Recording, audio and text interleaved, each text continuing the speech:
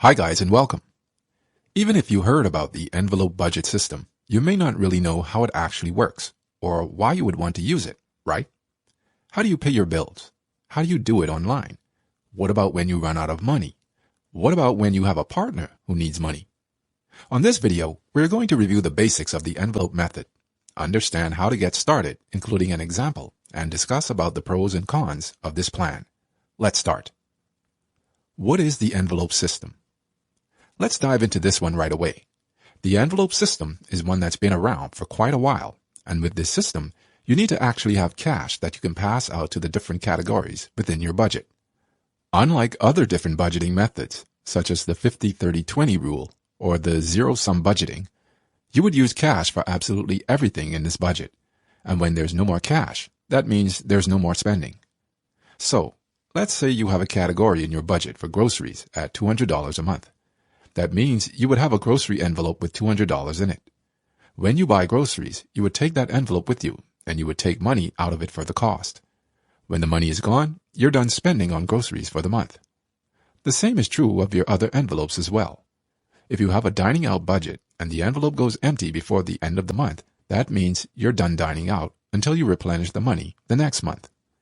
The great thing is that this works for pretty much any discretionary or flexible expenses that you have in your normal budget.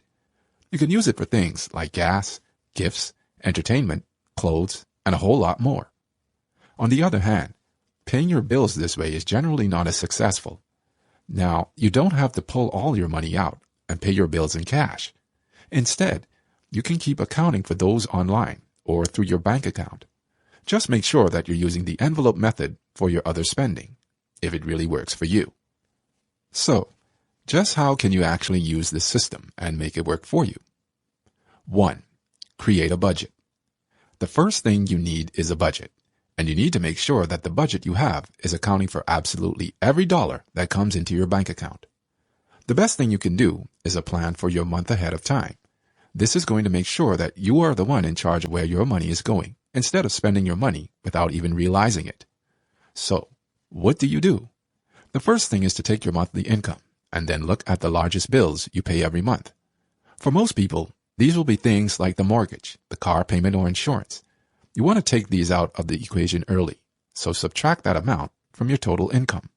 This will make sure that you don't have to worry about things getting turned off in your household. 2. Make some ground rules. This is where you need to make sure that you figure out where you're spending money. You may want to use budgeting tools and apps, or you may want to use a spreadsheet or pen and paper. Make sure you're logging everything you spend, though. You'll need to decide what categories you're going to keep and which ones are going to be paid through your envelope system. Remember that you should be creating as many envelopes as you need to account for the discretionary money you spend each month. You might have things like groceries, gas, entertainment, clothing, household expenses, etc. Create whatever envelopes you need that fit your life. 3. Choose your form. You'll need to decide whether you're going to actually use cash or whether you're going to opt for a debit card. Note that's a debit card and not a credit card. For some bills, it can be difficult or time-consuming to pay with cash. As a result, you might want to stick with your debit card for these expenses. When it comes to the other expenses, look at areas where you tend to spend too much money. These are areas where you should be using the envelope system because it doesn't allow you to overspend. You never know how much you're going to want to spend in those areas, and if you're using digital methods of payment, you don't even pay attention.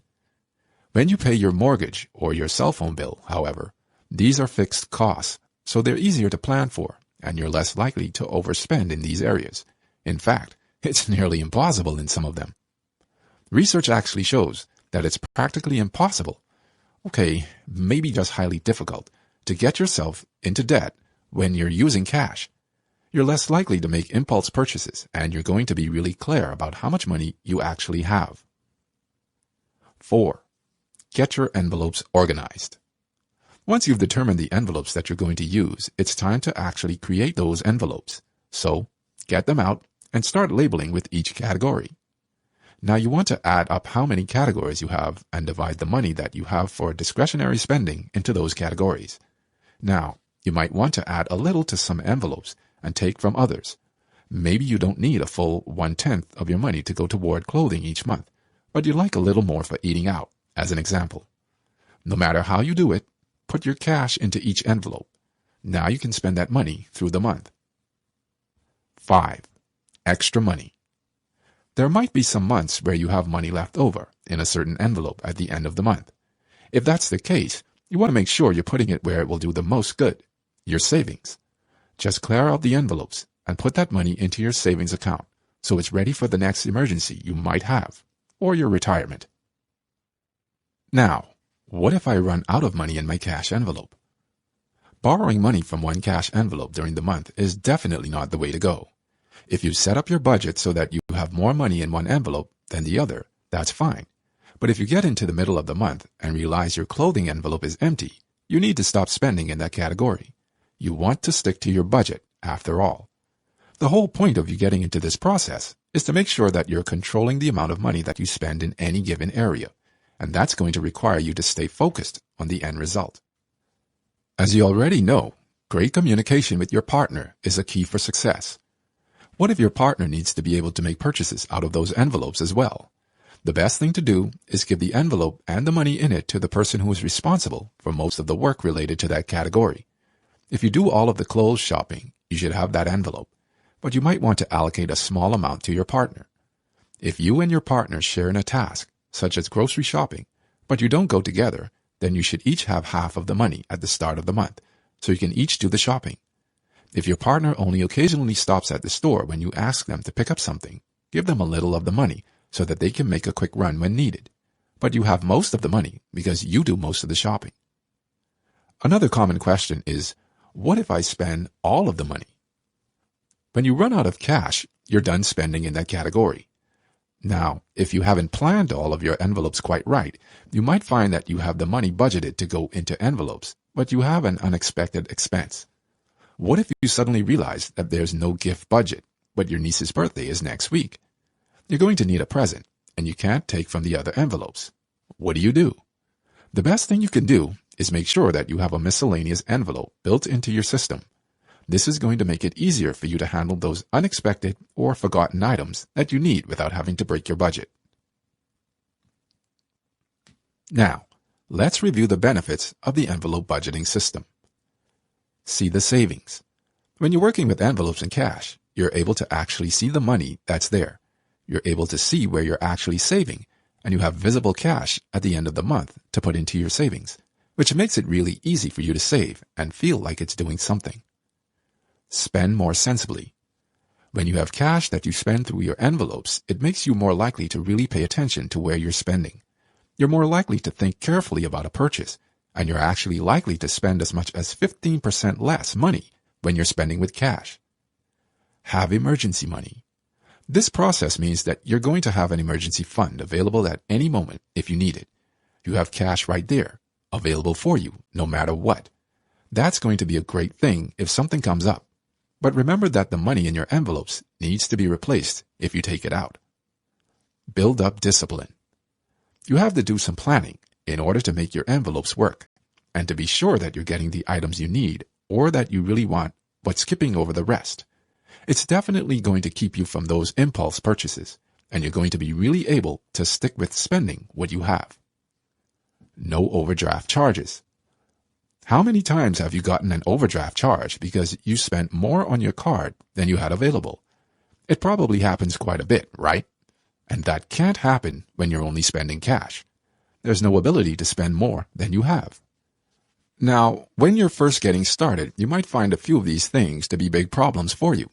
You might also find that it's a little bit difficult because you have to divide out different purchases and figure out what envelopes you should be using.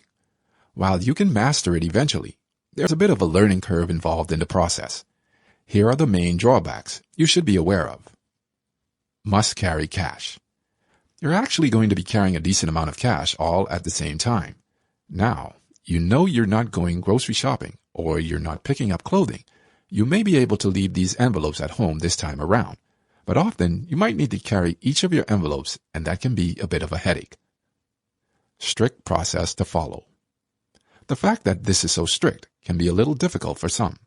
They don't like the idea that there's no leeway, and that they can't swap money back and forth between envelopes or spend money as freely as they might have wanted. No credit card rewards. If you were the type of person who gets a whole lot of credit card rewards every year, that's not going to happen anymore. With spending only cash, you're going to have no extra bonuses for your spending, except for the bonus of not being in debt. Need to get the cash. When it comes to this type of spending, you need to have cash, and chances are your boss isn't handing it out to you on payday. You get a check deposited, and then you have to go and get the cash from the bank or the ATM. It can be a little bit of a hassle for some, but it's definitely going to help. Now, we would like to share some tips to make yourself succeed during this process. Find free activities. You can absolutely have a lot of fun without having to spend a lot of money. When you don't have money, you'll be able to do things like playing games, going for a bike ride, going to the park, even doing some events in your town that are completely free. What could be even better than that? Create weekly amounts. Instead of giving yourself a set amount of money for dining out in a month, give yourself a set amount per week. This feels like you have more, and it makes sure that you're not dining out all week in week 1, and then stuck without any dining out for the rest of the month, which can be frustrating. Don't get sucked in. It's easy to get pulled into buying things that you don't really need or even really want just because the advertising looks cool. You feel like you really want to do something because it seems like everyone is doing it, and that's just going to cost you money. Skip the credit cards. You're not going to be spending on credit cards, so don't even take them along with you. Just leave those credit cards at home and make sure that you're only paying with the cash you have.